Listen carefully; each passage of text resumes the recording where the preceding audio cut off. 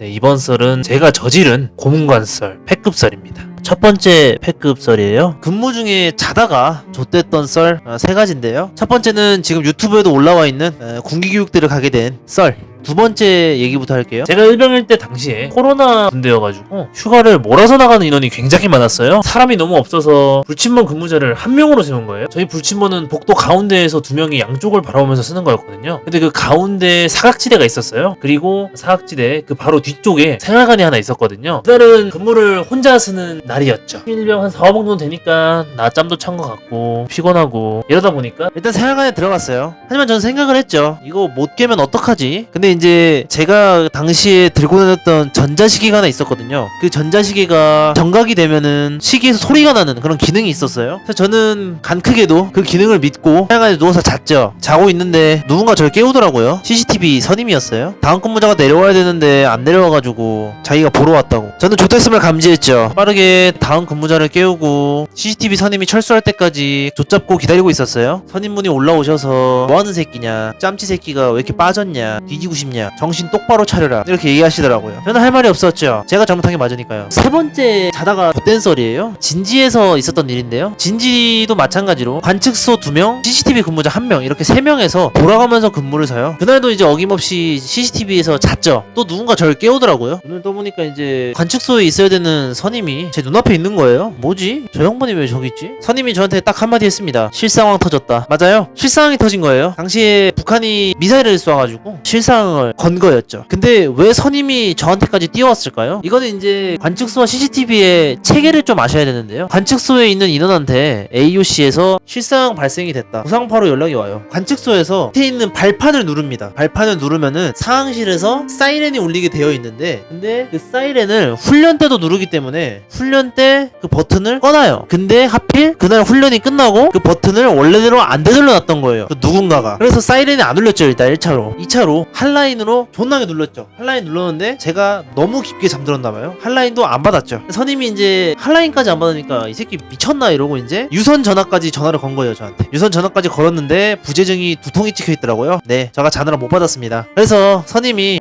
이거 답이 없네, 안 되겠다, 내가 직접 가야겠다, 이래서 관측소에서 상황실까지 뛰어온 거예요. 이렇게 겹치고 겹쳐서 선임이 저를 깨우러 온 상황까지 된 거죠. 다행히 이제 그냥 조용히 넘어갔습니다. 결국에는 이제 실상한테 쳐져가지고 상황 전파를 좀 늦게 한 상황이 있었다라는 거죠. 그 다음 썰은 이제 제가 진지를 투입할 때 있었던 일인데요. 진지로 올라가게 되면 거기서 이제 한 2달간을 생활을 해야 돼요. 모든 짐을 챙겨가지고 진지로 올라갔죠. 진지로 올라가고 이제 생활관에 들어가서 제 짐 정리하고 견방 주머니에 이제 손을 딱 넣었는데 무언가가 잡히는 거예요. 뭐지 하고 이제 쓱 꺼내봤는데 총기함 키가 있더라고요. 심지어 상키 하키가 다 있더라고요. 저는 또 머리를 굴렸죠. 이 상황을 타개할. 그리고 저는 방법을 떠올리곤 밖으로 뛰어나갔죠. 그리고 저를 옮겨준 운전병 선임한테 갔습니다. 그리고 그분의 손을 꼭 잡았습니다. 손을 잡으면서 그 선임분한테 말했죠. 박상병님 부탁드립니다. 박상병님이 손을 펴보시더니 이 미친 새끼. 네, 그러니까 결론은 선임한테 총기함기 짠 때렸어요. 패급이었죠. 다행히도 박상병님이 잘 넣어주셔서 들키지는 않았습니다. 여러분들도 총기함기 꼭 원래대로 잘 넣어놓으시기 바래요. 그 다음 썰이에요. 처부에서 있었던 썰인데요. 제가 이제 처부에서 일을 하고 있는데 처부장인 수송관이 가서 3M 장갑 갖고 와 이러는 거예요. 그래서 저는 일단 뛰어갔죠. 그리고 제가 수송관한테 갖다 준 건 하얀색 라텍스 장갑이었어요. 라텍스 장갑을 수송관 손에 쥐어주었을 때 그때 그 수송관의 표정을 잊을 수가 없어요. 수송관이 얘는 뭘까 하는 표정으로 라텍스 장갑을 던지더라고요. 여러분들도 3M 장갑과 라텍스 장갑 헷갈리지 마세요. 사실 너무 다르게 생겨서 헷갈릴 순 없는데요. 모르면 그냥 물어보세요. 끼부려서 좋을 게 하나도 없더라고요. 그 다음 썰이에요. 저희 처부에서 저랑 선임 한 명한테 가서 이제 폐유 좀 버리고 와라. 그래서 저희는 폐유고에 가서 그 드럼통을 따고 폐유를 버리고 있었죠. 다시 이제 드럼통을 넣으려고 일단 드럼통을 만졌는데 드럼통 위에 올려져 있던 폐유고 자물쇠 마구리가 제가 드럼통을 흔드는 바람에 드럼통 안으로 들어간 거예요. 그 선임의 외마디 비명과 저를 쳐다보는 그 표정을 잊을 수가 없어요. 설상가성으로 차량 정비관이 니네 폐유 버리고 오라 그랬는데 왜 이렇게 오래 걸리냐면서 저쪽에서 걸어오는 거예요. 그래서 저는 차량 정비관한테 뛰어갔죠. 그리고 사실대로 말했습니다. 차량 정비관한테 맞을 뻔했어요. 차량 정비관이 바스켓 갖고 와라, 드럼통 안에 있는 폐유를 바스켓에 다 붓고 자성이 있는 긴 막대를 갖고 와서 그 입구에다 넣고 휘휘 저어서 겨우 빼냈죠. 왜 이를 2배로 만드냐면서 제 명치를 쳤었죠. 여러분들도 자물쇠는 꼭 건빵 주머니에 넣고 다니시길 바래요.